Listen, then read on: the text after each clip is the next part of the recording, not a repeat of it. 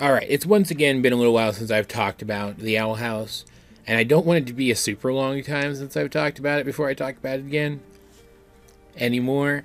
So, here we are talking about it again. Today we're talking about episode 5, Covention, or Covention. I really hate that word. It's a clever play on words, because it's a portmanteau of coven and convention, because it's all about a coven-themed job convention, but I really hate it. It's one of those words where you remove a single letter from it and it just rolls off the tongue wrong. So I'm not going to be saying it a lot in this review, just on principle. Which actually kind of fits the theme of the episode, since one of the major themes of the episode is that Ida hates conventions because they ferry children into coven-themed career paths, and she doesn't believe that you should limit yourself to just one kind of magic, because in the case of most covens, once you're part of the coven, you can only do that kind of magic. There's an exception, and we'll talk about that in a minute. But man, just right out the gate, that sounds like a really, really boring mechanic for your fantasy world.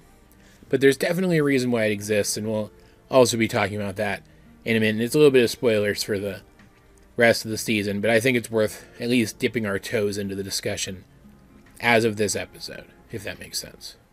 And anybody who's seen the entire season probably knows exactly what I'm talking about. Because at first, watching through this the first time, this episode just seemed kind of like, what would be the best way to put it? A message show, I guess. But with like some character stuff and then a little bit of a lore tease at the end.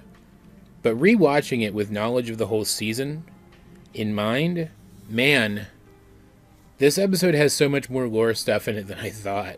Like after Luz hears about the convention from her friends from the magic school and decides that she wants to go, Ida's vehement, again, what's the best way to put this? Aversion, I guess, or distaste for, aversion to or distaste for going to the convention.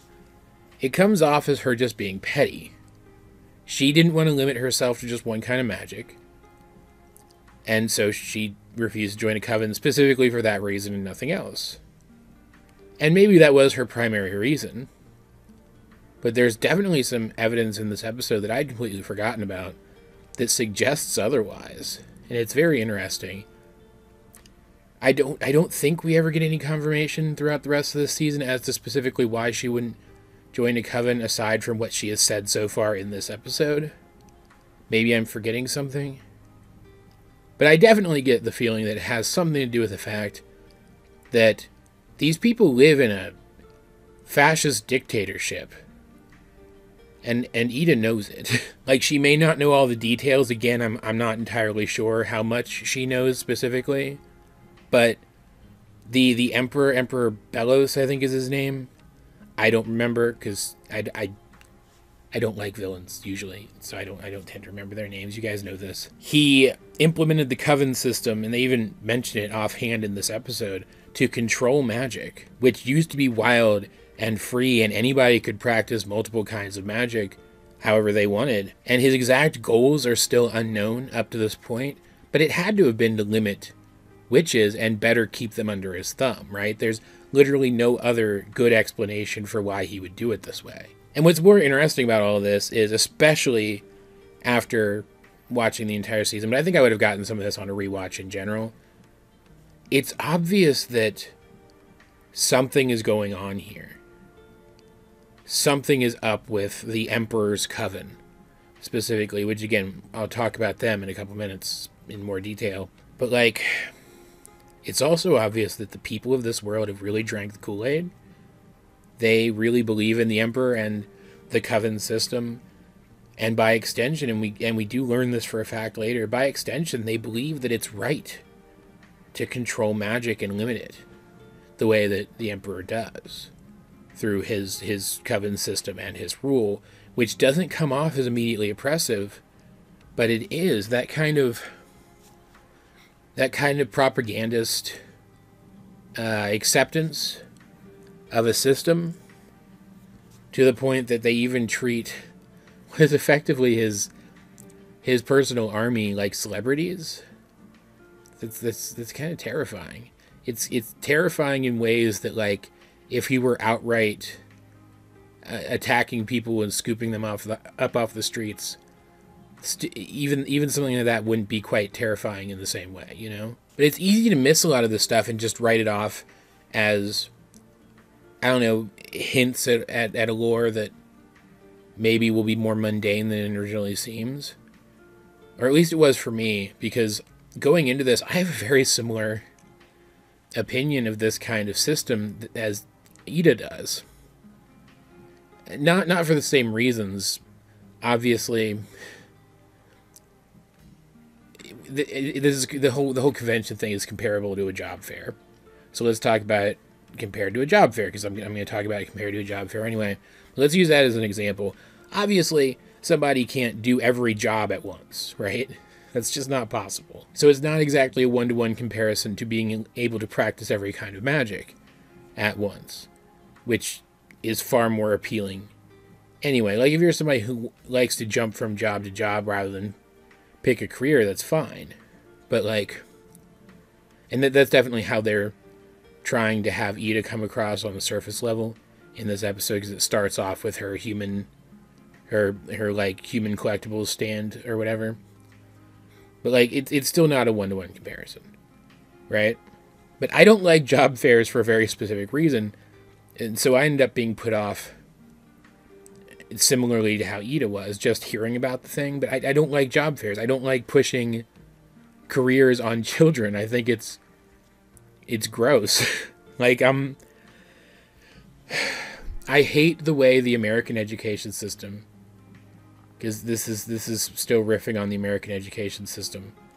I hate the way the American education system, maybe there's other ones that are like this, I don't know. But it's very job focused. It's very career focused. And not even in any productive ways anymore. It used to be more so in a productive way, but nowadays it's just teach kids to do repetitive tasks. So they'll be used to doing repetitive tasks in whatever menial job they end up careering in as adults. Like, at least back when job fairs were actually a legitimate thing, and like career aptitude tests are another one. Back then, they'd at least pay lip service to trying to prepare a kid for their chosen career, no matter that they probably weren't going to get into that career in general, just because the kinds of careers that you see pop up at a job fair are very romanticized ones. And so a lot of people are going to be shooting for those. And there's only so many positions. But whatever, at least they tried. But nowadays it's just teach kids to crunch numbers endlessly at a desk job, or teach kids to perform exhausting repetitive tasks in a warehouse for Amazon forever. And it's gross, because I firmly believe that we shouldn't have to work to live. And by extension, the inverse, I believe, is also untrue. That the idea that we have to live to work is also wrong. I'm a fan of Star Trek. You guys know this. I have a very Star Trek idea of work. I think work should be what we do to better ourselves and or the society around us. In short, find out which one of the political candidates in your state is cool with the idea of universal basic income, and vote them into office. You'll thank me later. So immediately I'm put off by the idea of the convention. So if it is something that's just supposed to be innocuous and a cute reference to the real world, I'm already a little distrustful of it. So I'm already checking myself a little bit. And that probably hurt my initial viewing of this episode, because when I saw something sinister in this, I'd kind of dismiss it, thinking I'll come back to that later, because I didn't want to give the episode an unfair shake just because I'm biased against the concept. But no, there's a lot in here that speaks to how sinister this world is. Like, for example, the fact that the Emperor's Coven is free to use all kinds of magic. Not only are they the best of the best, not only are they the closest to the Emperor, who, based on the reaction of the crowd to him, to even the mention of him is in some way brainwashing these people, propagandizing these people. I don't know what the right term would be, but something to that degree. But now they can use all kinds of magic too. Really sounds like they're only there to literally be better than everybody else so they can be used to keep everybody else in their place. And that's gross. But it also speaks to something interesting. Ida doesn't want to join a coven. That includes the Emperor's coven. Her sister Lilith is introduced in this episode as the head of the Emperor's coven. And she tries to recruit Ida in this episode, and this is apparently something that she's been doing for a long time.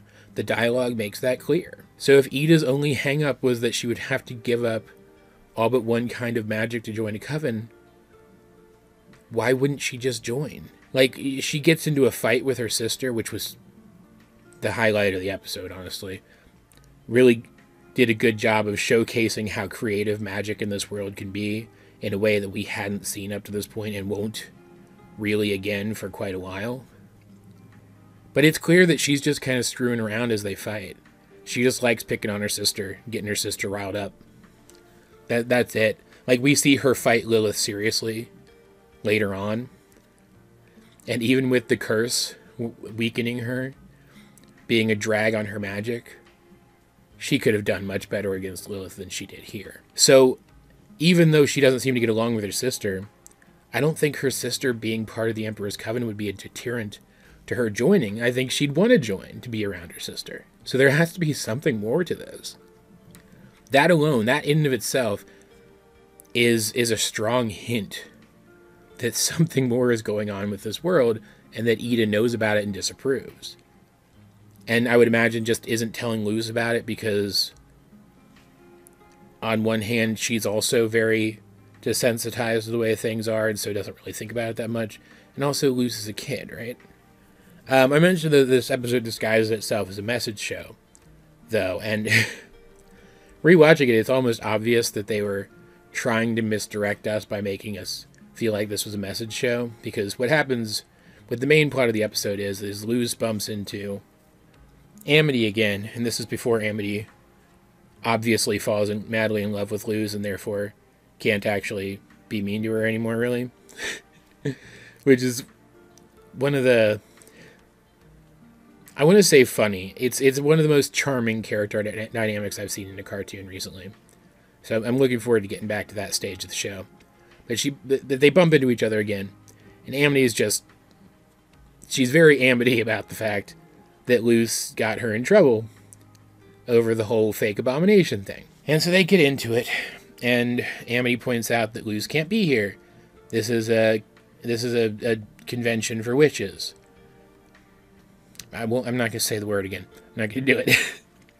and humans don't belong here, but Luz says she's training to be a witch. So they get into it some more. And yada yada, they end up agreeing to a witch's duel, with the terms being that if Amity loses, she has to apologize for something she did that was mean to King. And if Luz loses, she has to give up training magic, and there's a binding magical pact and everything. Luz is dumb, is the point I'm trying to make here. So they have their little duel. Ida helps Luz cheat, though, by placing magical landmines throughout the arena that they're using, because she doesn't want Luz to lose. And Luz doesn't want to lose either, and also doesn't want to accidentally die fighting Amity's super giant abomination. So she goes along with it for a while, until Amity's about to hit one of the spell landmines herself, which could seriously hurt her or kill her, and it probably would have killed her based on what kind of spell it was, because Ida, I mean, she's a fun character, and I think, like, she's not a bad person or anything, but she does take things too far, right? Then we find out that Amity technically cheated as well, which Amity technically cheated as well using a form of magic that I'm going to talk about at the end of this review, because it was super interesting to me from a lore standpoint. But she didn't know it. Lilith, who is her mentor, because Amity is trying to get into the Emperor's Coven, did this kind of magic on Amity to make her stronger because she was worried about how powerful Ida's student might be. But technically speaking, both sides have cheated, and that seems to be the message of the episode. Don't cheat. Cheating is bad. Which I would say is true in most situations, but like anything, it's subjective. Sometimes cheating can be good. Like if you're going to die if you don't. Right? And there's a cute scene that comes of this where Luz kind of wins over Amity a little bit. Amity even says something that, in the context of her being Amity, is actually pretty nice. But it's very neat. It feels like this show's quirky version of a message show. And so it works as an effective misdirect to keep you from thinking too much about the episode and just let the world building happen. Part of that world building being the stuff with the Emperor and the Emperor's Coven and the Covens in general, but another part of it being the spell that Lilith used on Amity. A glyph from the Construction Coven, I think is what they are called. Because there's a ton of different covens. There's the main covens, and then there's lesser ones. They're not really sub-covens, but they're less important ones, I guess is the best way of putting it. The Construction Coven is one of the very many covens, and they use glyphs with a strength symbol on them to make their members stronger so they can do heavy lifting entirely on their own without risk. And it's a very similar kind of magic to what Luz does. Though the spell itself doesn't come out of the glyph, it just lives in the glyph. It's very interesting because I didn't notice that. Well, I noticed, I didn't think about it my first time through this episode. This kind of glyph magic is in the show elsewhere. It's not as if it's an entirely unique thing. It's just that Luz's specific way of doing it is unique. And also, I guess that suggests that there's more to the question of how she's able to do that than just how is she able to make magic by putting glyphs on paper. I guess it's still weird for a human to be able to do that kind of magic, too. I also really like the Coven system as a critique of not just the idea of like job fairs and career placement in general, but of something like the Hogwarts houses, for example, which is definitely the most direct parallel because of the whole magic school thing, right? Like there's other parallels in young adult fiction, like the, what are they called? The groups they sort you into in the Divergent series, which I'm still very ashamed of myself for having read those. They're very bad. But the Hogwarts houses are the most direct applicable comparison because of the contrast of the different kinds of magic schools, right? But they're still not a one-to-one comparison. It's not like somebody made exact parallels to the Hogwarts houses with silly names that sound kind of like the names of the Hogwarts houses. There's more of them.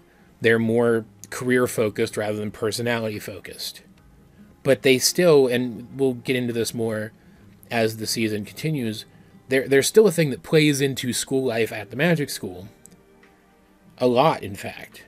To the point that there's like whole episodes about it. So the comparison does exist, and the critique seems to be that they're a bad thing. I find that very interesting, because I mentioned in an earlier review that while this show does tend to subvert to the various tropes that are typically associated with an otherworld fantasy setting, or a setting with conventional magic schools, that there's also some things that carry over, some things that they play straight. But going back and rewatching this, they don't play it quite as straight as I originally remembered that they did, and that's noteworthy. This is a really good episode of the show, though. I like this one a lot. I like it a lot more on a rewatch, especially a rewatch that occurred once I finished the whole season. Though, again, I do think I would have gotten some of this, most of this, hopefully. Don't want to downplay my own intelligence. Rewatching it just in general. So if you haven't rewatched this episode, rewatch it. It's a good one. In fact, I think this whole show might be worth rewatching occasionally, just to pick up on additional details. It seems like a really good one for that, all things considered. What did you think of the episode? I'm not going to say the name of the episode again. I can't say the stinking word again. But what did you think of the 5th episode of the first season of The Owl House? Have you seen it? Let's get a discussion going in the comment section. down below. And while you're down there, go ahead and like the video and share it with anyone else you think might also enjoy my content. I'm trying to get myself out there a little more. I'd really appreciate it if you guys could help out. But if you want to have a more direct conversation with me, you can do that by sending me asks on Tumblr or adding me on my Discord. Links to both of those are in the video description. Either way, though, until next time, this has been AJ22, and I will talk to you guys later.